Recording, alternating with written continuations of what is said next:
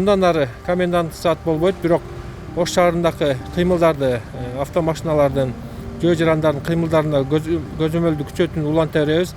Анткени ишке кирген айрым тармактарды шылтоо кылып, көпчүлүк жарандар Ош шаарына агылып келип, натыйжада Ош шаарында ири тыгындарды пайда кылып, андан сырткары дагы эң өкүнүчтүүсү ушу илдеттин тарап кетишине шарт түзүп берип жаткан учурлар болуп жатат.